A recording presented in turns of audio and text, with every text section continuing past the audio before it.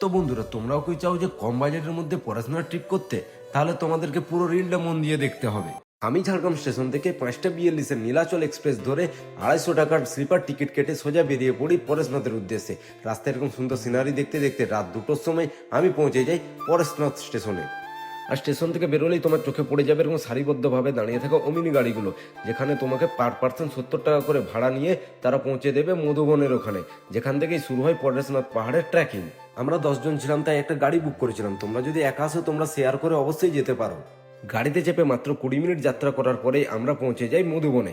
আর মধুবনে পৌঁছে আমরা সরাসরি চলে যাই আমাদের হোটেলে, যেটা আমরা আগের থেকেই বুক করে রেখেছিলাম।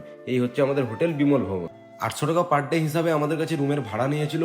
আর রুমগুলো সত্যি বলতে খুবই সুন্দর ছিল, সাথে রুমের বাথরুমটাও খুব সুন্দর ছিল।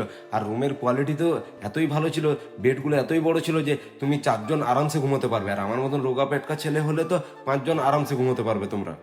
1.5-2 ঘন্টা রেস্ট করে আমরা বেরিয়ে পড়ি ভোর 4:30টার সময় ট্রেকিং করার উদ্দেশ্যে। আর ট্রেকিং করার সময় একটা জিনিস তোমরা মনে রাখবে যে যাবার সময় বর্ষাতি ও লাঠি কিনতে ভুলবে না।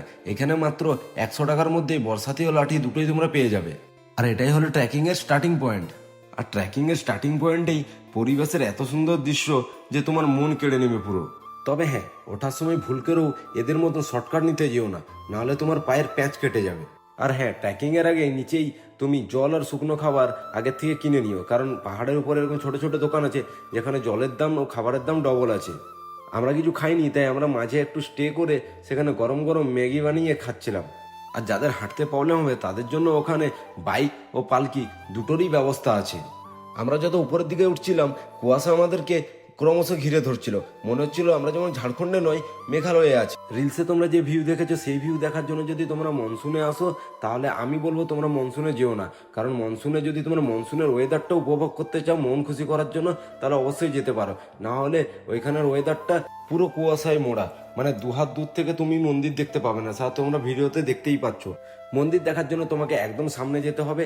আর এরকম কন্টেন্ট দেখার জন্য আমাকে ঝটপট ফলো করে নাও। তোমাদেরকে বলে রাখি, তোমাদের ভালোবাসায় আমার ফেসবুক ফ্যামিলি 10,000 ফলোয়ার্স পূর্ণ করেছে।